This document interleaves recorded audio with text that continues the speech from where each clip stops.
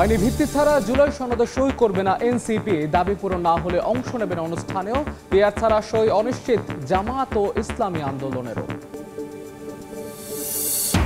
নির্বাচন ঠেকাতে নানা দাবিতে সরকারকে ব্যতিব্যস্ত রাখার অভিযোগ বিএনপির। ভোট নিয়ে কোনো আপোষ না করার হুঁশিয়ারি, ঐক্য বিনষ্টের অপচেষ্টা ঠেকাতে সজাগ থাকার আহ্বান।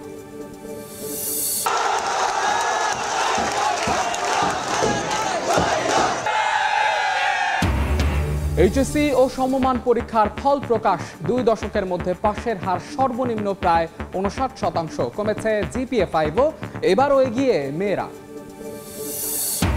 3 যুগ পর রাকসুতে ভোট উৎসব, কেন্দ্রে কেন্দ্রে দীর্ঘ লাইন। অমোচনীয় কালি ব্যবহার না করার অভিযোগ ছাত্র দলের। চাকসুতে 24 পদের 22টিতেই শিবিরের জয়। সময় সংবাদের সঙ্গে আছে আমি মাহাদ ইসলাম ধ্রুব। আইনি ভিত্তি ছাড়া জুলাই সনদে সই করবে না এনসিপি, দাবি পূরণ না হলে অংশ নেবে না সনদ স্বাক্ষর অনুষ্ঠানেও। সকালে দলটির কার্যালয়ে আহ্বায়ক নাহিদ ইসলাম এই কথা জানান। বলেন, জুলাই সনদের আদেশ জারি, গণভোটের বিষয়ে চূড়ান্ত সিদ্ধান্ত এবং সনদ অনুযায়ী সংবিধান সংস্কার ছাড়া স্বাক্ষর করবে না এনসিপি। সনদের ভাষ্য নিয়ে প্রতারণার অভিযোগ নাহিদ ইসলামের। রাষ্ট্র সংস্কারের ঐক্যমতে পৌঁছাতে রাজনৈতিক দলগুলোর সঙ্গে দীর্ঘ 10 মাস আলোচনা চলে ঐক্যমত কমিশনে। ঐক্য হওয়া বিষয় এবং নোট অফ ডিসেন্ট সহ সনদ সই অনুষ্ঠান শুক্রবার। বুধবার প্রধান উপদেষ্টা ডক্টর মোহাম্মদ ইউনূসের নেতৃত্বে দলগুলোর সঙ্গে জরুরি বৈঠক করেছে ঐক্যমত কমিশন। তবে এখনও মতপার্থক্য কাটেনি রাজনৈতিক দলগুলোর। বৃহস্পতিবার সকালে এনসিপির কেন্দ্রীয় কার্যালয়ের সংবাদ সম্মেলনে দলটির আহ্বায়ক নাহিদ ইসলাম জানালেন, আইনি ভিত্তি ছাড়া জুলাই সনদে সই করবে না এনসিপি। জুলাই সনদ স্বাক্ষরের এই আয়োজন করাটা একটা ছলচাতুরির মতো মনে হবে। ফলে আমরা জনগণকে কোনো অন্ধকারে রাখতে চাই না। যেই 3টি বিষয় পরিষ্কার হওয়ার পরেই জুলাই সনদ স্বাক্ষরের যে অনুষ্ঠান, সেই অনুষ্ঠান হতে পারে এবং সেখানে আমরাও অংশগ্রহণ করতে স্বাচ্ছন্দ্য বোধ করব। তবে এই বিষয়গুলোর নিষ্পত্তি না হওয়া পর্যন্ত আমরা জুলাই সনদে আসলে স্বাক্ষরের এটা একটা আনুষ্ঠানিকতা, সেই আনুষ্ঠানিকতার পার্ট হওয়া না হওয়া একই বিষয়। সংবাদ সম্মেলনে সনদের ভাষ্য নিয়ে প্রতারণার অভিযোগ তোলেন নেতারা। বলেন, জুলাই সনদের আদেশ জারি, গণভোটের বিষয়ে চূড়ান্ত সিদ্ধান্ত এবং সনদ অনুযায়ী সংবিধান সংস্কার ছাড়া স্বাক্ষর করবে না এনসিপি। জুলাই ঘোষণাপত্রেও কিন্তু আমাদের দাবি ছিল এটার একটা আইনি ভিত্তি থাকবে, সেটা হয়নি। জুলাই ঘোষণাপত্রের যেই টেক্সট, সেই টেক্সট নিয়ে কিন্তু এক ধরনের প্রতারণা করা হয়েছে। সেই টেক্সটটা আমাদেরকে দেখানো হয় নাই। আগে যে অংশ দেখানো হয়েছে ঘোষণাপত্র পাঠের সময় সেটা পরিবর্তিত হয়েছিল এবং সেটা অনেক কম্প্রোমাইজড একটা ডকুমেন্ট হয়েছে। সেখানে বলা হয়েছে সংসদে এটা ঠিক হবে এবং ঐতিহাসিক ন্যারেটিভের জায়গা থেকেও অনেক কিছু আসেনি গণ অভ্যুত্থানের। সংবিধানের মৌলিক সংস্কারের বিষয়ে আমরা যে বিষয়গুলোতে একমত হয়েছে এবং জুলাই সনদে সিদ্ধান্ত গ্রহণ করা হয়েছে সেগুলোকে অন্তর্ভুক্ত করা হবে এবং সেই সংবিধান সংস্কারকৃত 2026-এর সংবিধান হিসেবে বর্ণিত থাকবে, এমন দাবি আমরা সরকারের কাছে উপস্থাপন করতে চাই। 84টি সংস্কার প্রস্তাবে বিভিন্ন রাজনৈতিক দল ঐক্যমতে পৌঁছালেও জুলাই সনদের আইনি ভিত্তি তৈরি না হলে বিগত সব অর্জন নষ্ট হবে বলে সতর্ক করেন এনসিপি নেতারা। আদনান তুর্য, সময় সংবাদ, ঢাকা। এদিকে সংসদের উভয় কক্ষেই পিআর পদ্ধতি সহ কয়েকটি দাবির সুরাহা না হওয়ায় জুলাই সনদের স্বাক্ষর নিয়ে অনিশ্চিত জামাত ও ইসলামী আন্দোলনও। দাবি আদায়ে চলমান আন্দোলন আরও জোরালো করার হুঁশিয়ারি দল দুটির শীর্ষ নেতাদের। শফিক মুন্সির প্রতিবেদন। জাতীয় নির্বাচনে সংসদের উভয় কক্ষে পিআর পদ্ধতি সহ কয়েকটি অভিন্ন দাবিতে রাজপথে সরব বাংলাদেশ জামায়াতে ইসলামী ও ইসলামী আন্দোলন বাংলাদেশ। গত সেপ্টেম্বর থেকে সমাবেশ, মিছিল সহ 2 দফায় দেশব্যাপী নানা কর্মসূচি পালন করেছে তারা। এরই মাঝে জুলাই সনদ চূড়ান্ত করে তা রাজনৈতিক দলগুলোর স্বাক্ষরের জন্য প্রস্তুত করেছে ঐক্যমত্য কমিশন। সেখানে উচ্চকক্ষে পিআর পদ্ধতি নিশ্চিতের কথা থাকলেও নিম্নকক্ষের নির্বাচন প্রক্রিয়া নিয়ে নেই কোনো আলোচনা। ইসলামী আন্দোলন বাংলাদেশ এর শীর্ষ নেতারা বলছেন, নির্বাচনের আগ পর্যন্ত পিআর দাবিতে অনড় থাকবেন তারা। জুলাই সনদের নিম্নকক্ষে পিআরের কথা উল্লেখ না থাকায় ক্ষুব্ধ জামায়াতও। বেশ কয়েকটা দল আমরা একমত, আমরা সর্বোচ্চ চেষ্টা করব, শেষ পর্যন্ত চেষ্টা করব নিম্নকক্ষ সহ যেন পিআর সিস্টেম নির্বাচন হয়। আমরা এখন এই 5 দফা দাবিতে যে আন্দোলন করছি, এই আন্দোলনের ওই কথাটা এখনো আছে যে পিআর পদ্ধতিকে জুলাই সনদের অন্তর্ভুক্ত করে এটাকে গণভোটে নিতে হবে। একটা পপুলার পদ্ধতিকে আপনি জনগণের মতামত নেওয়ার সুযোগ থাকার পরও আপনি না নিয়ে আপনি তুচ্ছ করে এড়িয়ে যাবেন, এটা তো গণ আকাঙ্ক্ষা হতে পারে না। জুলাই জাতীয় সনদের এই পিআর এর প্রস্তাবটাকে অন্তর্ভুক্ত করতে হবে। উভয় কক্ষে পিআর না থাকলে জুলাই সনদ স্বাক্ষরে জামায়াত আগ্রহী নয় বলে জানালেন দলটির সেক্রেটারি জেনারেল। ইসলামী আন্দোলনের মহাসচিব এক্ষেত্রে সব দলের মধ্যে সমঝোতায় প্রত্যাশী। পিআর এর ব্যাপারটা কিন্তু এখনো ডিসপুটেড, এইসব বিষয়গুলো একটু সেটেল হতে হবে। মেজর ইস্যুতে মোটামুটি আমরা একমত, কিন্তু এখন যেখানে এসে থামছি সে বিষয়গুলো কিন্তু খুব ইম্পর্টেন্ট। আলোচনা ছাড়া তো আমরা ওখানে সই করতে যাব না। রাজনৈতিক দলগুলো সমঝোতায় যদি আসে বিষয়টা সহজ হয়, আমরা কোনো জটিলতা চাই না। উভয় কক্ষে পিআর পদ্ধতির দাবি শেষ পর্যন্ত জুলাই সনদ স্বাক্ষরে কতটুকু প্রভাব ফেলে তা জানতে অপেক্ষা করতে হবে শুক্রবার সনদ স্বাক্ষর অনুষ্ঠান পর্যন্ত। একটা ইউনিফর্ম জায়গায় হয়তো দলগুলো এসে যেতে পারে, তাহলে ক্রাইসিস থামবে, তা না হলে তো একটু জটিলতা হয়ে যাবে। শফিক মুন্সি, সময় সংবাদ, ঢাকা।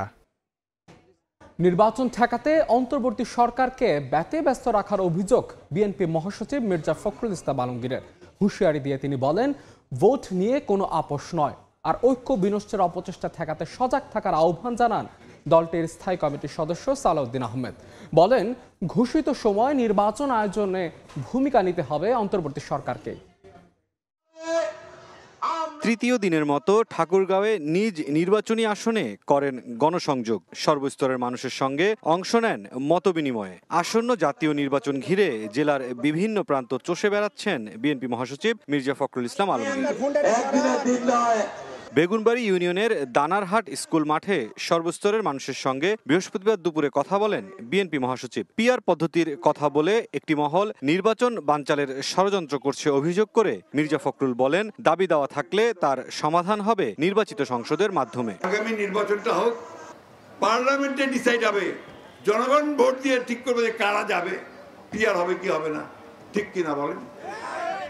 বা দেশটার মালিক তো জনগণ, সেই জনগণ ডিসিশন দেবে যে তারা পিআর করবে কি করবে না। নির্বাচন ঠেকাতে অন্তর্বর্তী সরকারকে ব্যতিব্যস্ত রাখা হয়েছে অভিযোগ করে বিএনপি মহাসচিব হুঁশিয়ারি দিয়ে বলেন, নির্বাচন নিয়ে আর কোনো আপোষ নয়। আর প্রাণ দিতে হবে না বাচ্চাদেরকে, এই অবস্থা আর তৈরি করেন না। এখন এই দুর্বল সরকারটা, অন্তর্বর্তীকালীন সরকার, ওর পিছনে কোনো লোকে নাই, তাকে এত ব্যতিব্যস্ত করে ফেলার কোনো মানে আসতে পারে? তারা করতেছে এটা একটাই উদ্দেশ্য, নির্বাচনটা যেন না হয় তার ব্যবস্থা করা। জনগণ নির্বাচন চায়। বন্ধুগণ, এইখানে আমরা কোনো আপোষ করব না। এদিন চট্টগ্রামের পটিয়ায় আলেম ওলামাদের সঙ্গে মতবিনিময় সভায় বিএনপির স্থায়ী কমিটির সদস্য সালাউদ্দিন আহমদ বলেন, জাতি ধর্ম ভাষার নামে কোনো বিভক্তি চায় না বিএনপি। ঐক্য বিনষ্টের অপচেষ্টা ঠেকাতে সজাগ থাকার আহ্বান জানান তিনি। আমাদের মধ্যে যেন সম্প্রীতি কেউ বিনষ্ট না করতে পারে, শুধুমাত্র রাজনৈতিক কারণে যেন এই সম্প্রীতি বিনষ্ট না করতে পারে। আমরা বাংলাদেশের সকল মানুষের নাগরিক অধিকার, গণতান্ত্রিক অধিকার, ভোটাধিকার সহ সমস্ত অধিকার আমরা সংরক্ষণের জন্য সবাই যেন ঐক্যবদ্ধ থাকি। ঢাকায় আলাদা কর্মসূচিতে বিএনপির স্থায়ী কমিটির সদস্য মঈন খান বলেন, ঘোষিত সময়ে নির্বাচন আয়োজনের বিকল্প নেই। আমরা যদি গণতন্ত্রে বিশ্বাস করি, জনপ্রতিনিধিত্বে যদি বিশ্বাস করি, তাহলে কিন্তু আমাকে জনপ্রতিনিধি হয়ে আসতে হবে দেশ পরিচালনার ব্যাপারে সিদ্ধান্ত নেবার জন্য। বেশ কয়েকটি রাজনৈতিক দল নানা দাবি তুলে জাতীয় নির্বাচনের আগে শর্ত জুড়ে দিচ্ছে বলেও মন্তব্য করেন বিএনপি নেতারা। কিন্তু ফাইনাল ডিসিশন কিন্তু। মুরসালিন হক জুনায়েদ, সময় সংবাদ, ঢাকা। সব দলের মতামতের ভিত্তিতে জুলাই সনদের আইনি ভিত্তি দেয়া গেলে তা হবে দেশের জন্য টার্নিং পয়েন্ট। সময় সংবাদকে দিয়ে একান্ত সাক্ষাৎকারে এই কথা বলেছেন বিএনপি মহাসচিব মির্জা ফখরুল ইসলাম আলমগীর। সব দল সনদে সই করলে গণভোটের প্রয়োজন হতো না বলেও মন্তব্য করেছেন বিএনপি মহাসচিব। আগে গণভোট হলে জাতীয় নির্বাচন বাধাগ্রস্ত হওয়ার শঙ্কা তার। মিজানুর রহমানের ক্যামেরায় বিস্তারিত জানাচ্ছেন আহমেদ সালেহিন। জুলাই গণঅভ্যুত্থানের পর বাংলাদেশের রাজনীতিতে সূচনা হয় নতুন অধ্যায়ের। দেশের সংকট নিরসনে সব রাজনৈতিক দল বসে একসঙ্গে, আলোচনা হয় সংস্কারের প্রশ্নে। সেই সংস্কার প্রস্তাবে ঐক্যমত্যের ভিত্তিতে শুক্রবার স্বাক্ষর হতে যাচ্ছে কাঙ্ক্ষিত জুলাই সনদ। দীর্ঘ 7 মাস ধরে চলা বৈঠক, 33টি দলের মতামত আর 84টি প্রস্তাবনা নিয়ে গঠিত হচ্ছে এই রাজনৈতিক দলিল। দেশের বড় রাজনৈতিক দল বিএনপি এ বিষয়ে কি ভাবছে? সময় সংবাদের এমন প্রশ্নের উত্তরে বিএনপি মহাসচিব বলেন, সংস্কারের বিষয়ে বরাবরই ইতিবাচক তার দল। জানান, রাষ্ট্র মেরামতের 31 দফার মধ্য দিয়েই বিএনপি সংস্কার ইস্যু আগেই সামনে এনেছে। সংস্কার ব্যাপারটা সবসময় পজিটিভ ছিলাম। দীক্ষক বিশিষ্ট পার্লামেন্ট, তারপরে আপনার সংসদীয় কমিটির ব্যাপারগুলো, এরপরে আপনার অন্যান্য যে প্রধানমন্ত্রী এবং আপনার রাষ্ট্রপতির ক্ষমতার মধ্যে আপনার সামঞ্জস্য রক্ষা করা এবং প্রধানমন্ত্রীকে 2 টার্মের বেশি করতে না দেওয়া, এই প্রস্তাবগুলো কিন্তু আপনার আমাদের ছিল। 2-3টি রাজনৈতিক দল পিআর ইস্যু সামনে এনে আন্দোলন করছে, যা দেশে অস্থিরতা তৈরির সুযোগ করে দেবে বলেও মন্তব্য করেন মির্জা ফখরুল ইসলাম আলমগীর। পিআরের ব্যাপারটা এটা কিন্তু আপনার সংস্কার প্রস্তাবও ছিল না, আপনার কমিশনের প্রস্তাবের মধ্যে ছিল না, এবং এটা সম্পূর্ণভাবে 2টি রাজনৈতিক দল তারা এই জিনিসগুলোকে আপনার সবচেয়ে বেশি করে পার্সু করছে এবং তারা এটা নিয়ে বিভিন্ন রকম আন্দোলন করছে, যেটা আমি মনে করি যে এই মুহূর্তে এটা সুযোগ সৃষ্টি করে দিচ্ছে আপনার আবার একটা দেশে একটা আপনার একটা অস্থিরতা সৃষ্টি করবার জন্য। সংস্কার যেটুকু হয়েছে সেটা করে একমত হয়েছি আমরা, সেটা একসাথে স্বাক্ষর করে তারপর আমরা নির্বাচন করি। নির্বাচন করার পরে পার্লামেন্ট যেটা হবে সেখানে ন্যাচারালি যারা সংখ্যাগরিষ্ঠ হবে তারা তাকে নিয়ে আসবে, আমরা সেখানে যারা অন্যরা থাকবেন তারা তাদের নিয়ে সেটা আলোচনার মধ্যে। আর পিআর তো আমরা আলোচনার মাধ্যমে তখন পার্লামেন্টে সেটা দেখতে পারি যে কীভাবে আলোচনা হচ্ছে না হচ্ছে। গণভোট প্রসঙ্গে বিএনপির অবস্থান কি? এমন প্রশ্নের জবাবে বিএনপির এই শীর্ষ নেতা বলেন, গণভোটে রাজি না থাকলেও দেশের স্বার্থে এখন আপত্তি নেই বিএনপির। তবে তিনি মনে করেন নির্বাচন যেন বাধাগ্রস্ত না হয় সেজন্য তার নির্বাচনের দিনই হতে হবে। গণভোটে আগে রাজি ছিলাম না, এখন তো আমরা গণভোটেও রাজি হয়েছি যে ইলেকশনের দিন গণভোটটা হোক, যেগুলোতে আমরা একমত হচ্ছি সেগুলোর বিষয়ে, অর্থাৎ এটাকে আপনার একটা আইনি ভিত্তি দেওয়ার জন্য। Definitely it's a turning point, যদি এটা আপনারা করতে পারি তাহলে গণতন্ত্রকে প্রতিষ্ঠার ক্ষেত্রে এটা আমাদের অনেক ভালো কাজ হবে। সনদ যখন দলগুলো সই করবে, স্বাক্ষর করবে, ওটাই তো আপনার একটা দ্যাট ইজ দ্য ডকুমেন্ট, ওটাই তো আপনি গণভোটে যাবেন যে এই ডকুমেন্টটাতে জনগণের মতামতটা কী। তো সমস্ত রাজনৈতিক দলগুলো তো মতামত দিয়ে দিচ্ছে, সুতরাং আমি মনে করি যে দিস ইজ এনাফ। ঠিক আছে, আমরা তাও রাজি হয়েছি এই জন্যে যে যখন বলা হচ্ছে ঠিক আছে we can go on the same day, কারণ এটা আগে হলে মূল যে নির্বাচন বিষয়টা আছে সেটা কিন্তু আপনার বাধাগ্রস্ত হয়ে যাবে। সংস্কার কমিশনের দেয়া প্রস্তাবে বিএনপির নোট অফ ডিসেন্ট সনদ স্বাক্ষরে কোনো সমস্যা করবে না বলেও জানান দলটির মহাসচিব। সেগুলো নিয়ে আমাদের কোনো সমস্যা আর কথা না। আহমেদ সালেহীন, সময় সংবাদ, ঠাকুরগাঁও। আমরা ওইভাবেই তো রাজি হয়েছি। অন্য প্রসঙ্গ, এবার এইচএসসি ও সমমানের পরীক্ষায় কমেছে পাশের হার ও জিপিএ-5। মোট পাশের হার 58.83। এবারও পাশের হার ও জিপিএ-5 এ এগিয়ে মেয়েরা। নিম্নগামী ফলাফলের কারণ অনুসন্ধানে কাজ করবে শিক্ষা বোর্ড।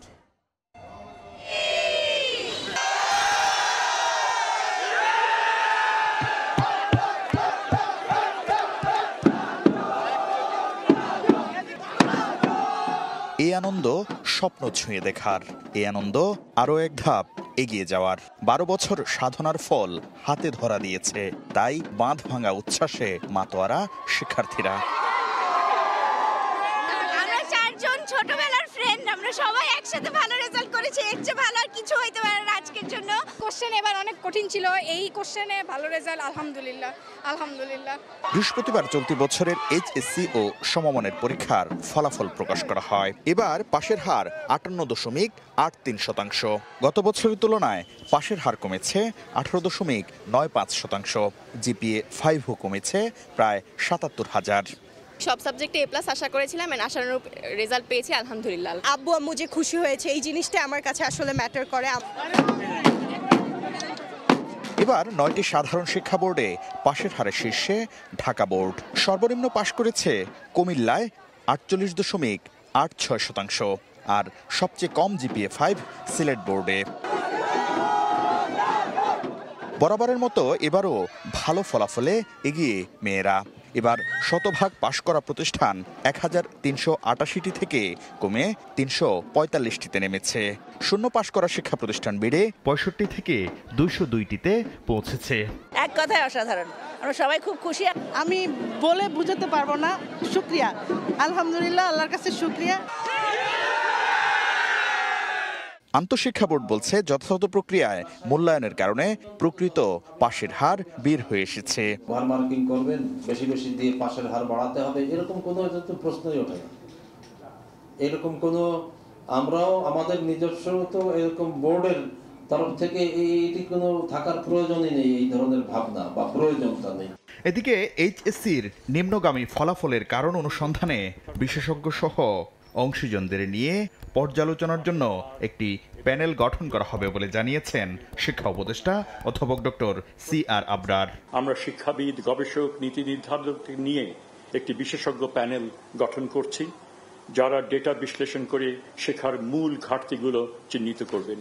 এবার 11টি বোর্ডের অধীনে 12,35,661 জন পরীক্ষার্থী HSC ও সমমানের পরীক্ষায় অংশগ্রহণ করেন। শাকির আহমেদ, সময় সংবাদ, ঢাকা। সময় সংবাদে আরো থাকছে।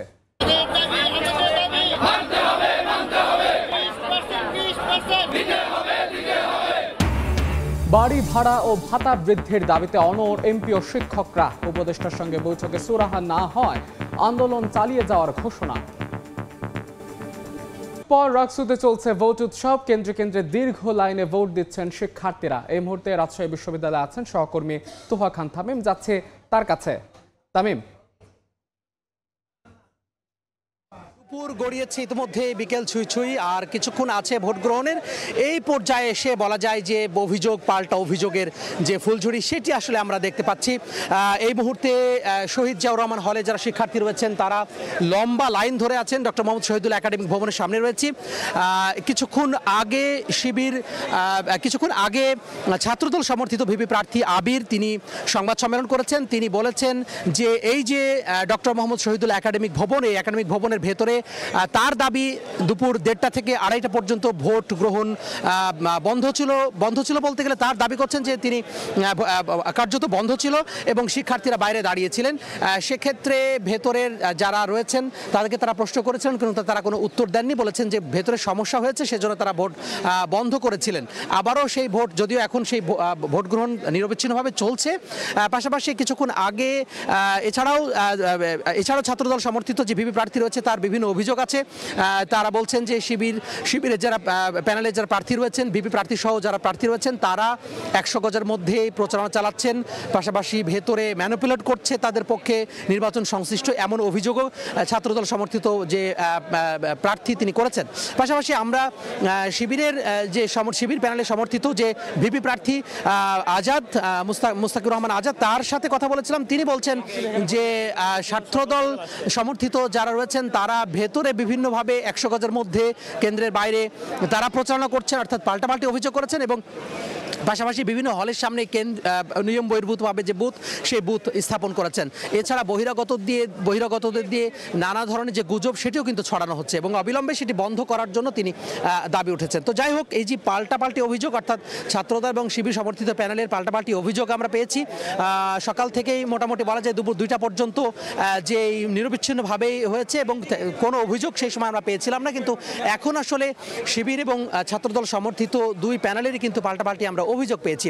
যদিও আমরা দেখতে পাচ্ছি যে ডক্টর মোহাম্মদ শহীদুল একাডেমিক ভবনের সামনে লম্বা লাইন ধরে শিক্ষার্থীরা, যারা সাধারণ শিক্ষার্থী রয়েছেন, তারা আসলে তাদের যে ভোটাধিকার তারা প্রয়োগ করছেন এবং এক এক করে ভেতরে ঢুকছে। তো এই ছিল রাকসু নির্বাচন আমার হাতে থাকা সবশেষ। রাকসু নির্বাচনের সবশেষ খবর জানাচ্ছিলেন সহকর্মী তোহা খান তামিম। দেখছেন সময় সংবাদ, সঙ্গেই থাকুন। শেখ হাসিনার চরম দণ্ড চাইলেন chief prosecutor advocate Tajul Islam. একই সঙ্গে আসাদুজ্জামান খান কামালেরও সর্বোচ্চ শাস্তি মৃত্যুদণ্ডের আবেদন করেছে প্রসিকিউশন। ট্রাইব্যুনালে এই আবেদন জানিয়ে যুক্তিতর্ক উপস্থাপন শেষ করেছে প্রসিকিউশন। হাসিনা ও কামালের স্থাবর অস্থাবর সম্পত্তি বিক্রি করে শহীদ ও আহতদের পরিবারকে ক্ষতিপূরণ দেওয়ার আবেদনও জানানো হয়েছে। তবে রাজসাক্ষী হওয়ায় সাবেক আইজিপি চৌধুরী আব্দুল্লাহ আল মামুনের বিষয়টি আদালতের উপর ছেড়ে দিয়েছে প্রসিকিউশন। টানা 5 কার্যদিবসে শেষ হলো শেখ হাসিনার মামলার প্রসিকিউশনের যুক্তিতর্ক উপস্থাপন। বুধবার বিচারের শেষ ধাপে এসে শেখ হাসিনার অপরাধপ্রবণ মানসিকতার নানা নজির তুলে ধরেন চিফ প্রসিকিউটর। সেই মামলার বলেন, জুলাই আগস্টের হত্যাযজ্ঞের সুপ্রিম কমান্ডার ছিলেন শেখ হাসিনা, ছিলেন অপরাধের নিউক্লিয়াস ও প্রাণভোমরা। 3 জন আসামির মধ্যে প্রধান আসামি শেখ হাসিনা, যিনি ছিলেন অপরাধের নিউক্লিয়াস, কারণ তাকে কেন্দ্র করেই সমস্ত অপরাধগুলো সংগঠিত হয়েছিল। কারণ গত 9.5 বছর ধরে ক্ষমতায় থাকা অবস্থায় তার একমাত্র টার্গেট ছিল 2041 সাল পর্যন্ত তার পরিবারের, তার দলের শাসন ক্ষমতাকে দীর্ঘায়িত করা এবং বাংলাদেশে তার কোনো রাজনৈতিক প্রতিপক্ষ না রাখা। যারাই তার জন্য প্রতিবাদ বা প্রতিপক্ষ হয়ে দাঁড়িয়েছেন তাদেরকে নির্মূল করা। শেখ হাসিনা ও কামালের সর্বোচ্চ শাস্তি মৃত্যুদণ্ডের আবেদন জানান চিফ প্রসিকিউটর। আর আসামি থেকে রাজসাক্ষী হওয়া সাবেক আইজিপি চৌধুরী আব্দুল আল মামুনের বিষয়টি আদালতের ওপর ছেড়ে দেন তিনি। অ্যাপ্রুভারের ব্যাপারে বলেছি যে তিনি যেহেতু আইন অনুযায়ী আদালতকে তথ্য দিয়ে সাহায্য করেছেন, সত্য উদ্ঘাটনে সাহায্য করেছেন, তার ব্যাপারে আদালত যে দৃষ্টিভঙ্গি নেবেন সেটা আদালতের ব্যাপার। এর মাধ্যমে আমরা এই দীর্ঘদিনের এই সাক্ষ্য প্রমাণ আমি শেষ করেছি। শুধু শাস্তি দিলেই হবে না, হাসিনা ও কামালের স্থাবর অস্থাবর সম্পত্তি বিক্রি করে শহীদ ও আহতদের পরিবারকে ক্ষতিপূরণ দেওয়ারও আবেদন করে প্রসিকিউশন। এই পরিবারগুলোর ক্ষতিপূরণের জন্য আসামিদের সম্পদ থেকে সম্পদ নিয়ে তাদের ক্ষতিপূরণ দেওয়া উচিত। যারা চোখ হারিয়েছেন, হাত হারিয়েছেন, পা হারিয়েছেন, তাদেরকে এই ক্ষতিপূরণ দেওয়া উচিত। এই আসামিরা অবৈধভাবে বিপুল বিত্ত বিভবের মালিক হয়েছেন, দেশে এবং বিদেশে সেগুলো পাচার করেছেন, সেগুলোকে উদ্ধার করে এই ভিকটিমদের মধ্যে বিতরণ করার জন্য আদালতের কাছে আমরা আদেশ চেয়েছি। আগামী সোমবার এই মামলায় যুক্তিতর্ক উপস্থাপন করবে শেখ হাসিনা ও কামালের পক্ষে রাষ্ট্রনিযুক্ত আইনজীবী। সেটি শেষ হলে মামলাটি রায়ের দিকে যাবে। আফজার হোসেন, সময় সংবাদ, ঢাকা। বাড়ি ভাড়া ভাতা, চিকিৎসা ভাতা সহ 3 দাবিতে টানা 5ম দিনের মতো কেন্দ্রীয় শহীদ মিনারে অবস্থান করছেন এমপি ও শিক্ষকরা। উপদেষ্টার সঙ্গে বৈঠকে সুরাহা না হয় আন্দোলন চালিয়ে যাওয়ার ঘোষণা দিয়েছেন তারা। আর সাধ্যমতো বিবেচনার আশ্বাস দিয়েছেন শিক্ষা উপদেষ্টা। বাড়ি ভাড়া ও ভাতা বৃদ্ধির দাবিতে টানা 5 দিন ধরে কেন্দ্রীয় শহীদ মিনারে অবস্থান এমপিওভুক্ত শিক্ষকদের। শরীরে ভর করেছে ক্লান্তি, তবে 3 দফা আদায়ে এখনো অনড় শিক্ষকরা। তারা শিক্ষকদের সাথে প্রতারণা করতেছে না, পুরো জাতির সাথে তারা প্রতারণা করতেছে। আমরা আমাদের দাবি চিনিয়ে নিয়েই ছাড়বো ইনশাআল্লাহ। এখনো এসে আজ না হয় কাল, কাল না হয় পরশু এইভাবে করে যাচ্ছেন, কিন্তু ধৈর্যের একটা সীমা থাকে। হয় 20% না হয় জাতীয়করণ, আমরা এর আগে বাড়ি ফিরবো না। বৃহস্পতিবার দুপুরে সচিবালয়ে শিক্ষা উপদেষ্টার সঙ্গে বৈঠক করেন আন্দোলনরত শিক্ষকদের একটি প্রতিনিধি দল। বৈঠক থেকে বেরিয়ে এসে দাবি পূরণ না হয় আন্দোলন চালিয়ে যাওয়ার ঘোষণা দেন তারা। আমাদের কষ্ট বিবেচনায় নিতে চাই না, আমাদেরকে বাস্তবায়ন করে শহীদ মিনার মেনে ফেলেন, আমরা এখান থেকে যাব না, আমাদের লাশ যাবে। শিক্ষা উপদেষ্টা জানান, সরকারের সাধ্য অনুযায়ী 5% এবং ন্যূনতম 2000 টাকা সুপারিশ করা হয়েছে। শিক্ষকরা আমাদের এখানে যে ধরনের বেতন পান এবং অন্যান্য সুযোগ সুবিধা পান তার থেকে অনেক বেশি এটা হওয়া দরকার। আগস্ট পর্যন্ত দাবি সেখানে ছিল 2000 টাকা সেটা করা।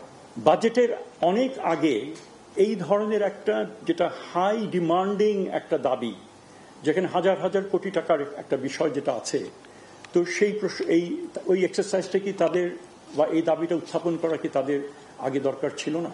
নতুন বেতন কমিশনের সুপারিশে সরকার আগামী বছর শিক্ষকদের আরও সম্মানজনক কাঠামো দিতে সচেষ্ট হবে বলেও জানান সিআর আবরার। বিভিন্ন প্রতিষ্ঠানে মাইমুনা হায়দার চৌধুরী, সময় সংবাদ, ঢাকা।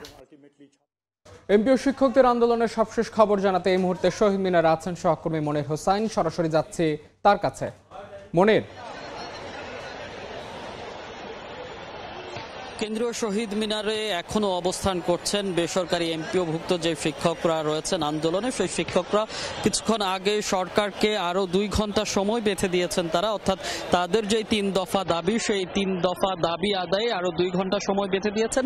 ঠিক তারা বলছেন যে 5টার মধ্যে যদি তাদের যে দাবি সেটি মানা না হয় এবং মেনে যদি প্রজ্ঞাপন দেয়া না হয়, তাহলে তারা যমুনা অভিমুখে, অর্থাৎ প্রধান উপদেষ্টার যে বাসভবন, সেই বাসভবন ও যমুনা অভিমুখে তারা অভিযাত্রা করবেন এবং সেখানেই তাদের যে দাবি দাওয়াগুলো সেগুলো তারা তুলে ধরবেন। এবং আমরা জেনেছি যে কিছুক্ষণ আগে, অর্থাৎ দুপুর 2টার পরে শিক্ষা উপদেষ্টার সঙ্গে শিক্ষক প্রতিনিধিরা সাক্ষাৎ করেছেন, একটি বৈঠক হয়েছে। সেই বৈঠকে তারা তাদের দাবিগুলোর কথা বলেছেন এবং আমরা যতটুকু জানতে পেরেছি এবং শিক্ষক প্রতিনিধিরা আমাদেরকে যেটি জানিয়েছে এবং আমরা যতটুকু জানতে পেরেছি, শিক্ষা উপদেষ্টা যে দাবিগুলো শিক্ষকরা করছিলেন, যে 20% বাড়ি ভাড়া বাবদ যে ভাতার দাবি করছেন, তারা সেই দাবি শিক্ষা উপদেষ্টা মেনে নেননি। শিক্ষা উপদেষ্টার পক্ষ থেকে বলা হয়েছে যে সর্বোচ্চ যে 5%, সেই 5%-এর বেশি সরকার মেনে নিতে পারবেন না বলে জানিয়েছে। এবং তারপরে আসলে শিক্ষক প্রতিনিধিরা বলছেন যে সেই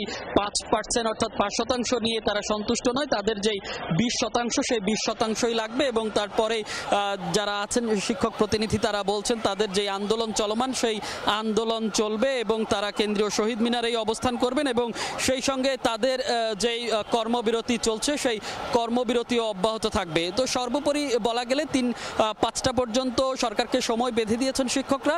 5টার মধ্যে যদি তাদের দাবি মানা না হয় কিংবা কোনো সিদ্ধান্ত সরকারের পক্ষ থেকে না দেওয়া হয় তাহলে তারা মার্চ টু যমুনা কর্মসূচি পালন করবে। তো কেন্দ্রীয় শহীদ মিনার থেকে এই ছিল এখনকার মতো আমার কাছে সবশেষ।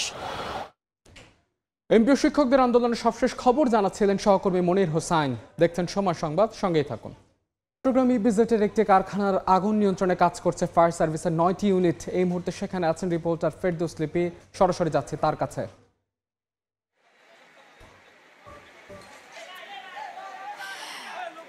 ইপিজেডের অ্যাডাম ক্যাপ নামে এই কারখানায় ভয়াবহ অগ্নিকাণ্ডের ঘটনা ঘটেছে। আমরা যতটুকু তথ্য স্থানীয় এবং ফায়ার সার্ভিসের মাধ্যমে জানতে পেরেছি সেটা হচ্ছে দুপুর 2টার দিকেই যে ভবনের উপরের 2টি ফ্লোরে আগুনের সূত্রপাত এবং তারপরে ফায়ার সার্ভিসের 4টা ইউনিট প্রাথমিকভাবে আগুন নেভানোর জন্য আসে, কিন্তু আগুনের তীব্রতার কারণে আরও 5টা ইউনিট যুক্ত হয়েছে এবং এখনও পর্যন্ত 9টা ইউনিট কাজ করছে। বিশেষ করে যে এই কারখানাটা আমরা যতটুকু জানতে পেরেছি সেটা হচ্ছে টাওয়াল এবং মেডিকেল ইকুইপমেন্টের কারখানা, ফলে আগুনের তীব্রতাটা সেজন্য বেশি হওয়ার সম্ভাবনা বলছেন এখানে যারা আছেন তারা। এবং দেখছি যে যেহেতু উৎসুক শ্রমিকরা কিংবা সাধারণ মানুষ জড়ো হচ্ছে, কর্তৃপক্ষ তাদের সাথে কথা বলতে পারিনি এবং যতটুকু আমরা দেখতে পাচ্ছি সেটা হচ্ছে কারখানার ভেতরে যারা ছিলেন তারা আগে সে কারণে ভেতরে যারা কারখানার ভেতরে যারা ছিলেন তারা আগুন লাগার আগেই বলছেন যে যেহেতু কারখানার কারণে আগুন তীব্রতা সেটা অনেক বেশি এবং বিভিন্ন ধরনের জিনিসপত্র আমরা দেখতে পাচ্ছি যে পড়ার পরই কিন্তু এখান থেকে শিক্ষা করছে। বেশি মতো জিনিসপত্র থাকার কারণে সেগুলো আসলে অনেক বেশি ঝুঁকি তৈরি করছে এবং সে কারণে যারা শিক্ষার্থী আছেন কিংবা সেনাবাহিনীর সদস্যরা আছেন তারা কিন্তু সবাই দূরত্ব বজায় রাখার কথা জানিয়েছেন এবং একতলা ভবনের ভিতরের সবাই আগুনের সূত্রপাত, সে কারণে যেহেতু সাধারণ ফায়ার সার্ভিসের যেসব অগ্নি নিরাপত্তার যন্ত্রপাতি সেগুলো তেমন একটা এখনো কাজে আসছিল না। শেষ পর্যন্ত ফায়ার সার্ভিসের যে রেজাল্ট পরিবহন সেটা এসেছে কিছুক্ষণ আগে। আপনারা হয়তো দেখতে পাচ্ছেন টিভি ক্যামেরায়, সেটা হয়তো এখন চেষ্টা করবো এবং এতক্ষণ ধরে আসলে পানি ছিটানোর যে কাজটা সেটা জানিয়েছেন। এবং যেহেতু 8তলা ভবনের একদম 2টি উপরের তলায় আগুনের সূত্রপাত, সে কারণে যেহেতু সাধারণ ফায়ার সার্ভিসে যেসব অগ্নি নির্বাপকের যন্ত্রপাতি সেগুলো তেমন একটা আসলে কাজে আসছিল না। শেষ পর্যন্ত ফায়ার সার্ভিসের যে লেডার পরিবহন সেটা এসেছে কিছুক্ষণ আগে। আপনারা হয়তো দেখতে পাচ্ছেন টিভি ক্যামেরায়, সেটা হয়তো এখন চেষ্টা করবে এবং এতক্ষণ ধরে আসলে পানি ছিটানোর যে কাজটা সেটা ফায়ার সার্ভিস যে অন্যান্য তালাগুলোতে যেন আগুন আসতে না পারে সে চেষ্টাটা করে গেছেন। আগুন নেভানোর এই কাজটা হয়তো এখন শুরু করবে এই লেডার পরিবহনের মধ্য দিয়ে। যেহেতু মেডিকেল ইকুইপমেন্ট এবং টাওয়াল কারখানা, সে কারণে হয়তো আগুনের যে তীব্রতা আপনারা হয়তো দেখতে পাচ্ছেন প্রচণ্ড বেশি। এবং আমরা যখন সংবাদ সংগ্রহের জন্য আসছিলাম কিন্তু শেষ পর্যন্ত 3টার দিকে যখন আগুনের ভয়াবহতা অনেক বেশি দেখা গেছে তখন 9টা ইউনিট কাজ করা শুরু করে। তবে যেহেতু ভবনটা প্রায় 8তলার এবং উপরের 2টা ফ্লোরে আগুন লেগেছে, সাধারণভাবে ফায়ার সার্ভিসের যে ইউনিট সেই ইউনিট কিন্তু সেই ইউনিটের পানি কিন্তু সেই উপরের 2টি তালাতে পৌঁছতে পারছিল না। পরবর্তীতে ফায়ার সার্ভিসের বিশেষ ইকুইপমেন্ট সম্মিলিত যে পরিবহন সেটা এসেছে, এটা হয়তো কিছুক্ষণের মধ্যে কাজ শুরু করবে। এই কারণে পরবর্তীতে ফায়ার সার্ভিসের বিশেষ ইকুইপমেন্ট সম্মিলিত যে পরিবহন সেটা এসেছে এবং সেটা হয়তো কিছুক্ষণের মধ্যে কাজ শুরু করবে। এই কারণে প্রায় 1.5 ঘন্টা হয়ে গেল আগুন নেভানোর কাজটা কিন্তু আসলে পুরোপুরি এতক্ষণ ধরে করা সম্ভব হয়নি। ফায়ার সার্ভিস যতটুকু চেষ্টা করেছে সেটা হচ্ছে আগুনের যেন নিচের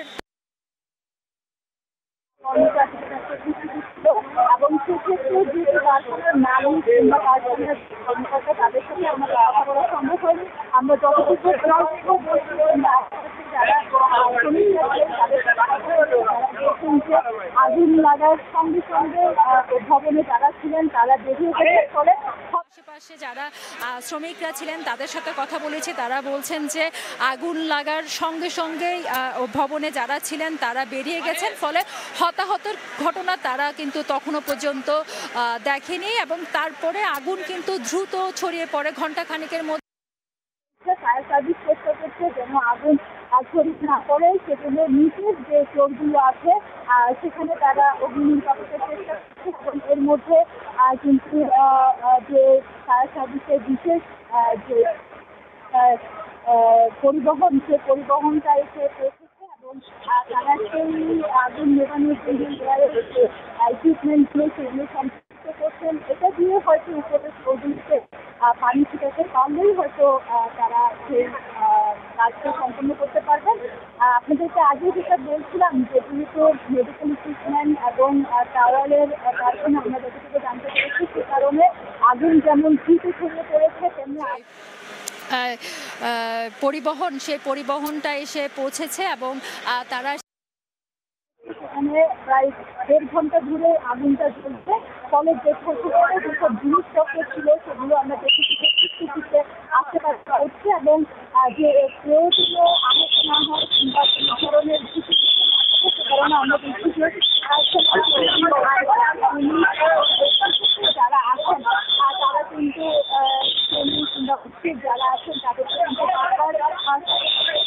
কারণ যে ফ্লোরগুলোতে আগুন লেগেছে সেখানে প্রায় 1.5 ঘন্টা ধরে আগুনটা জ্বলছে, ফলে সেখানে যেসব জিনিসপত্র ছিল সেগুলো আমরা দেখছি চেষ্টা তারা করছেন। প্রথমে আগুন লাগার খবর পাওয়ার পরে তারা 2টো ইউনিট আছে, তারপরে আরো 2টো ইউনিট আছে এবং শেষ পর্যন্ত আগুনের 9টা ইউনিট। আপনারা জানেন যে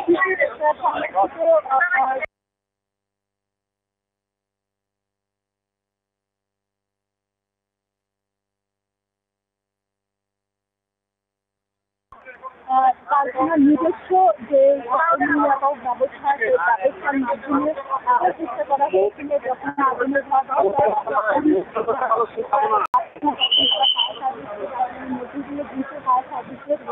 আসা শুরু করে। আবার যেহেতু একদম উপরে 2টা টপ ফ্লোরে আগুন লাগার ঘটনা ঘটেছে, ফায়ার সার্ভিসের ইউনিট কিন্তু অনেক বেশি দেখা এখানে যে কারখানার নিজস্ব যে অগ্নি নিরাপক ব্যবস্থা সে ব্যবস্থার মাধ্যমে চেষ্টা করা হয়েছিল যখন আগুনের ভয়াবহতা যখন হয় তখন কিন্তু দেখা গেছে যে বহন সেটা স্থাপনে কিছুটা সময় লাগছে, কিন্তু তার আগে আমরা দেখেছি যে ফায়ার সার্ভিসের কাছে অগ্নি নির্বাপনের ইকুইপমেন্টগুলো আছে সেগুলো দেওয়ার চেষ্টা করেছে। আগুনটা যেন অন্যান্য ভবনের অন্যান্য যে ফ্লোরে সেই ফ্লোরে যেন সেই চেষ্টা ফায়ার সার্ভিসের পক্ষ থেকে রাখা হয়েছে এবং যতটুকু আমরা জানতে পেরেছি দুপুর 2টার দিকে এই অ্যাডামস নামে কারখানা সেটা স্থাপনে কিছুটা সময় লাগছে, কিন্তু তার আগে আমরা দেখেছি যে ফায়ার সার্ভিসের সাধারণ যে অগ্নি নির্বাপনের ইকুইপমেন্টগুলো আছে সেগুলো দিয়ে তারা চেষ্টা করেছেন আগুনটা যেন অন্যান্য ভবনের অন্যান্য যে ফ্লোরে সে ফ্লোরে যেন ছড়িয়ে না পড়ে।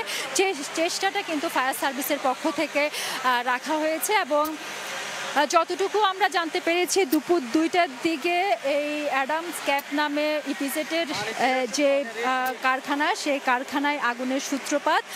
সেই সূত্রপাতের পরপরই যারা এখানে প্রত্যক্ষদর্শী কিংবা যারা আশপাশে ছিলেন তাদের থেকে জানতে পেরেছি আগুনের সূত্রপাত হওয়ার সঙ্গে সঙ্গে যারা ভবনের ভেতর ছিলেন তাদেরকে দ্রুত বের করা হয় এবং নিরাপদে নিয়ে যাওয়া হয়েছে।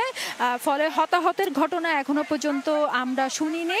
তবে আগুনের যে ভয়াবহ, এখানে কিন্তু আমরা নিচে দাঁড়িয়ে থাকাও আমাদের জন্য মুশকিল হয়ে যাচ্ছে, এমন একটা ভয়াবহ তাপ।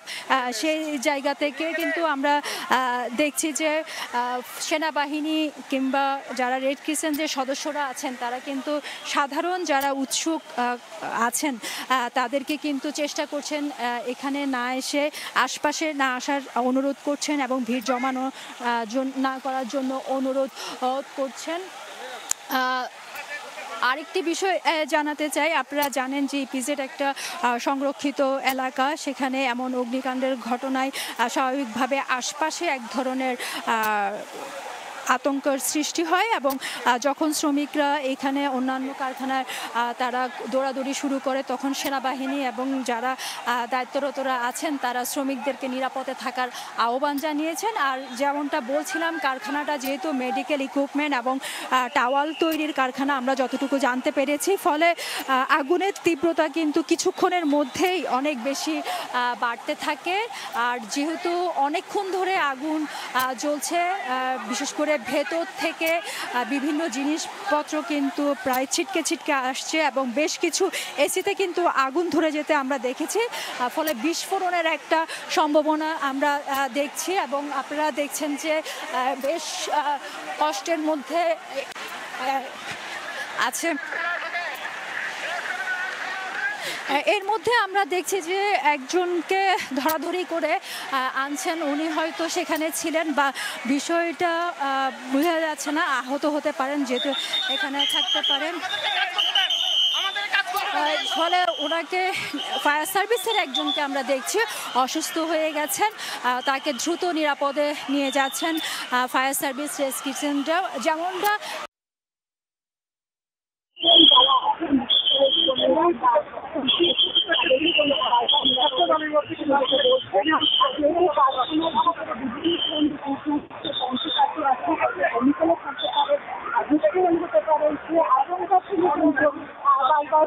এবং যারা জনতা আছেন তাদেরকে সরিয়ে দিচ্ছে। এর মধ্যে একজন ফায়ার সার্ভিসের কর্মীকেও আমরা অসুস্থ হতে দেখেছি এবং তাকে নিরাপদে সদস্যরা কিন্তু সাধারণ যারা আছেন বিশেষ করে শ্রমিক কিংবা আশপাশের মানুষ তাদেরকে কিন্তু বারবার নিরাপদে সরে যেতে বলছেন, যেহেতু কারখানার ভিতরে বিভিন্ন ধরনের ইকুইপমেন্ট আছে, যন্ত্রপাতি আছে, হয়তো কেমিক্যালও থাকতে পারে, বিস্ফোরণ হতে পারে, সেই আশঙ্কা থেকে কিন্তু বারবার শ্রমিক এবং যারা জনতা আছেন তাদেরকে সরিয়ে দিচ্ছেন। এবং এর মধ্যে একজন ফায়ার সার্ভিসকে কর্মীকেও আমরা অসুস্থ হতে দেখেছি এবং তাকে নিরাপদে সরিয়ে নেওয়া হয়েছে। এবং আপনারা জানেন যে বলছিলাম শুরু থেকে দুপুর 2টায় কিন্তু যেহেতু 2টার ঘটনা প্রায় এখন 1.5 ঘন্টা 2 ঘন্টার মতো কাছাকাছি হয়ে গেছে, এখনও কিন্তু আগুন জ্বলছে। ফায়ার সার্ভিস চেষ্টা করছেন, 9টা ইউনিট কাজ করছে, আগুনের তীব্রতা কমাতে পারছে না, প্রচণ্ড কালো ধোঁয়া এবং যেহেতু কেমিক্যাল এবং টাওয়াল কাজ করছে কর্মীরা। তো এখনো পর্যন্ত আমরা যেটা বলতে পারি যে আগুন নেভানোর এখনো পর্যন্ত আমরা কোনো লক্ষণ দেখছি না, কিংবা ফায়ার সার্ভিসও চেষ্টা করে যাচ্ছে, যেহেতু লেবার যে পরিবহন সেটা আনানো হয়েছে, এটা উপরের ফ্লোর, সে কারণে পানি নিচ থেকে মেরে খুব বেশি আসলে আগুনের কাছে পৌঁছানো যাচ্ছে না। তবে ফায়ার সার্ভিস চেষ্টা করছে উপরের ফ্লোরগুলো থেকে আগুন যেন নিচের ফ্লোরগুলোতে সরানোর কাজ করছে ফায়ার সার্ভিস কর্মীরা। তো এখনো পর্যন্ত আমরা যেটা বলতে পারি যে আগুন নেভানোর এখনো পর্যন্ত আমরা কোনো লক্ষণ দেখছি না, কিংবা ফায়ার সার্ভিস বলছেন যে ভবনের মধ্যে যারা ছিল তারা দ্রুত বেরিয়ে গেছেন, ফলে হতাহতকে এখনো পর্যন্ত কোনো ধরনের সংবাদ বা তথ্য আমরা পাইনি। তবে যেহেতু কারখানা সে কারণে পুরোটা আমি বলতে পারি যে 2টো ফ্লোরে আগুন লেগেছে, সে 2টো ফ্লোর পুরো পেরিয়ে আসলে ভেস্তীভূত হয়ে গেছে এমন আসলে আমরা বলতে পারি। আর সবচেয়ে বেশি ঝুঁকিপূর্ণ ব্যবহার বিষয়টা হচ্ছে যেহেতু কারখানার ইকুইপমেন্ট আছে, আশেপাশে আমরা দেখেছি যে বেশ কয়েকটি এসিতে আগুন ধরে গেছে, সেই এসিগুলো বিস্ফোরণ হয়ে কিন্তু আমরা দেখেছি ছিটকে আসছে এবং তাকে যতই চেষ্টা করছে সেনাবাহিনী কিংবা নিরাপত্তা আসলে তাদের রাখাটা কষ্ট হয়ে যাচ্ছে। আর এখনো পর্যন্ত ফায়ার সার্ভিসের মাত্র ইউনিট একযোগে কাজ করছে, কিন্তু যেহেতু টপ ফ্লোরে ফায়ার সার্ভিসের যে পানিটা সেটা আসলে এখন করতে যাচ্ছে না, এয়ারের যে পরিবহন সেটা এসে পৌঁছেছে, সেটা স্থাপনের কাজ করছে। সেখান থেকে পানি ছিটালে হয়তো নিয়ন্ত্রণে আসতে পারে আমরা ধারণা করছি। আর এখানে আপনি জানেন যে বিশেষ অঞ্চল অর্থনৈতিক বিভিন্ন কারখানাগুলো রয়েছে, এখানে বিশেষ নিরাপত্তা ব্যবস্থা রয়েছে, সেদিকেও কিন্তু নজর দিচ্ছে না। লেয়ারের যে পরিবহন সেটা এসে পৌঁছেছে, সেটা স্থাপনের কাজ করছে, সেখান থেকে পানি ছিটালে হয়তো কিছুটা নিয়ন্ত্রণে আসতে পারে বলে আমরা ধারণা করছি। আর এখানে আপনি জানেন যে ইপিজেড একটা বিশেষ অঞ্চল অর্থনৈতিক, এবং এখানে সব দেশি বিদেশি বিভিন্ন ফ্লোরগুলো থেকে কিন্তু ছিটকে আগুনের ছিটে আসছে, বিভিন্ন জিনিসপত্র হয়তো ভিতরে বিস্ফোরণ হচ্ছে, চারপাশে ছিটে যাচ্ছে, যতটুকু আমরা সাধারণ চোখে দেখতে পাচ্ছি। এবং আগুনের তীব্রতা যখন আমরা 3টার দিকে এসে পৌঁছেছি তখন যেরকম ছিল, এখনো আসলে ফায়ার সার্ভিস অন্তত চেষ্টা করছে যেন ওই ফ্লোরগুলো বাদে অন্য ফ্লোরগুলোতে যেন আগুন ছড়িয়ে না পড়ে, সেটা চেষ্টা করছে। মুশকিল হচ্ছে। আর কিছুক্ষণ পরপরই ফ্লোরগুলো থেকে কিন্তু ছিটকে আগুনের ছিটে আসছে, বিভিন্ন জিনিসপত্র হয়তো ভেতরে বিস্ফোরণ হচ্ছে, সেগুলো চারপাশে ছিটে যাচ্ছে যতটুকু আমরা সাধারণ চোখে দেখতে পাচ্ছি। এবং আগুনের তীব্রতা যখন আমরা 3টার দিকে এসে পৌঁছেছি তখন যেরকম ছিল এখনও সেটা আছে। ফায়ার সার্ভিস অন্তত চেষ্টা করছে যেন ওই ফ্লোরগুলো বাদে অন্য ফ্লোরগুলোতে যেন আগুন ছড়িয়ে না পড়ে, সেটা চেষ্টা করছেন।